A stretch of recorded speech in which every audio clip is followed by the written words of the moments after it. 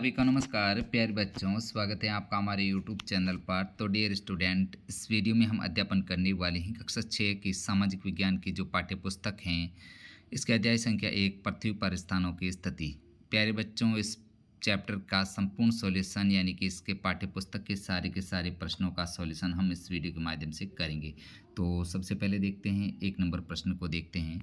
इस पाठ्यपुस्तक के पृष्ठ 10 और अध्याय 5 में चित्र 5.2 के संदर्भ में 2.5 सेंटीमीटर बराबर 500 किलोमीटर का पैमाना लेते हुए नर्मदा नदी के मुहाने से गंगा नदी के मुहाने तक की वास्तविक दूरी की गणना कीजिए। अपनी माप को एक सरल संख्या में पूर्णांकित कीजिए। तो प्यारे विद्यार्थियों, इसका उत्तर आपको इस प्रकार लिखना है। प्रश्न संख्या 1 का उत्तर देखते हैं यहाँ पर। अध्याय 5 के चित्र 5.2 के अनुसार नर्मदा नदी के मुहाने से गंगा नदी के नुहाने की दूरी 10 सेंटीमीटर है। इस संदर्भ में पैमाना 2.5 सेंटीमीटर बराबर 500 किलोमीटर होगा। अतः दोनों के मुहानों की वास्तविक दूरी होगी। वास्तविक दूरी ज्ञात करने के लिए वास्तविक दूरी बराबर 500 गुणा 10 2 भाग 2.5 यानी कि 2000 किलोमीटर जो है वास्तविक दूरी यहाँ पर होगी। आगे बढ़ेंगे प्यारे विद्यार्थियों। प्रश्न 2 है जो जब लंदन में दोपहर के 12 बजे का समय होता है, उसी समय भारत में शाम के 5:30 बजते हैं, क्यों?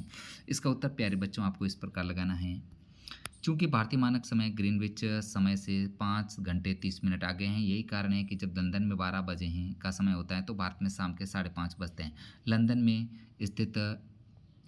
लंदन इंग्लैंड में स्थित है। इंग्लैंड के मुख्य यमोत्तर ग्रीनविच से निकलते हैं जो 0 डिग्री पर हैं। भारत ग्रीनविच के पूर्व में 82.5 पूर्व में स्थित है।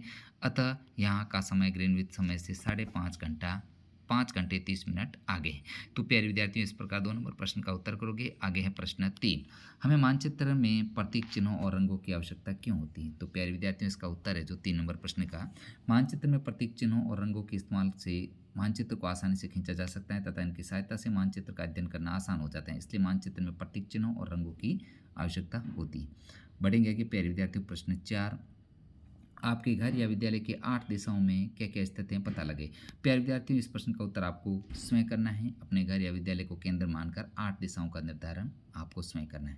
नेक्स्ट आगे प्रश्न 5। स्थानीय समय और मानक समय के बीच क्या अंतर है, समूह के चर्चा कीजिए और फिर प्रत्येक समूह 100 से 150 शब्दों का उत्तर लिखें।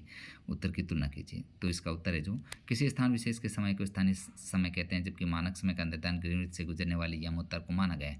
इसका नाम 0 डिग्री देशांतर। उदाहरण के लिए भारत का मानक समय 82.5 डिग्री पूर्व देशांतर के स्थानीय समय के अनुसार निर्धारित किया जाता है। इस प्रकार स्थानीय समय एक विशेष स्थान विशेष के लिए होता है, जबकि मानक समय पूरे देश या एक बड़े क्षेत्र के लिए होता है। स्थानीय समय का उपयोग छोटे क्षेत्रों या खगोल विज्ञान जैसी विशेष गणनाओं के लिए उपयोग होता है, जबकि मानक समय दैनिक जीवन, यात्रा और व्यापार के लिए आवश्यक होता है। आगे प्यारे विद्यार्थियों प्रश्न 6। दिल्ली और बेंगलुरु के क्रमशः अक्षांश क्रमशः 29 डिग्री उत्तर, 13 डिग्री उत्तर, उसका देशांतर लगभग 77 डिग्री पूर्व एक ही है।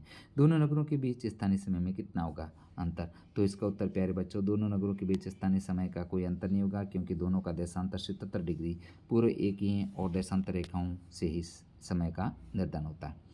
आगे है प्रश्न। निम्नलिखित कथनों पर सही या गलत का चिन्ह लगाइए, इसे 1 या 2 वाक्यों में समझाइए।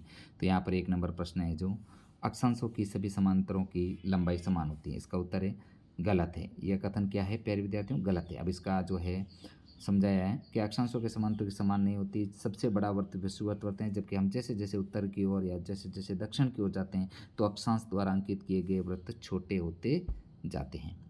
आगे है देशांतरों के एक यामोत्तर की भूमध्य रेखा की आदि होती है।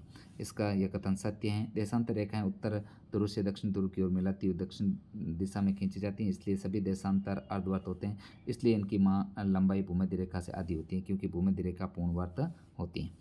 आगे 3 नंबर दक्षिणी ध्रुव का अक्षांश 90 डिग्री दक्षिण है। यह कथन सत्य है। परंपरागत रूप से विषुवत वृत्त का अक्षांश 0 डिग्री है, जबकि दोनों ध्रुवों का अक्षांश 90 डिग्री है उत्तर और 90 डिग्री दक्षिण है। इसे 90 डिग्री उत्तर और 90 डिग्री दक्षिण के रूप में लिखा जाता है। आगे प्यारे विद्यार्थियों प्रश्न 4। असम में स्थानीय समय और IST भारतीय समय एक ही है। इसका उत्तर है सही कथन सत्य है। भारत का मानक समय जो है ग्रीनविच मीन टाइम से 5.5 घंटे आगे 5 घंटे 30 मिनट आगे हैं। असम के स्थानीय समय की गणना भी भारतीय मानक समय के अनुसार की जाएगी।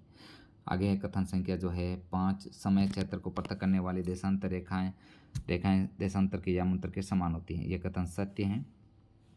यामोत्तर ग्रीनविच रेखा ग्रीनविच पर दोपहर के 12 बजे मध्याह्न है, तो प्रत्येक 15 डिग्री पूर्व यामोत्तर पर स्थानीय समय 1 घंटा जुड़ा होता है। इसी क्रम में समय आगे बढ़ता है, लेकिन पश्चिम की ओर जाने पर इसके विपरीत होता है। 6 नंबर कथन, भूमध्य रेखा एक अक्षांश वृत्त भी है। यह कथन सत्य है, भूमध्य रेखा एक अक्षांश वृत्त भी है। प्यारे विद्यार्थियों, आगे जो है आपके शब्द पहले दे रखी हैं, उसको जो है आप स्वयं ऊपर से नीचे और दाएं बाएं दे करके आपको स्वयं भरनी है। तो प्यारे बच्चों, हमने इस वीडियो के माध्यम से जो आपके कक्षा 6 की सामाजिक विज्ञान की पाठ्य पुस्तक का पाठ संख्या 1 जो है, इसका संपूर्ण सॉल्यूशन हमने इस वीडियो में किया है। प्यारे बच्चों, आपसे रिक्वेस्ट है, वीडियो को लाइक शेयर जरूर कीजिएगा। मिलते हैं प्यारे विद्यार्थियों अगले चैप्टर के साथ में। वीडियो देखने का आपका धन्यवाद।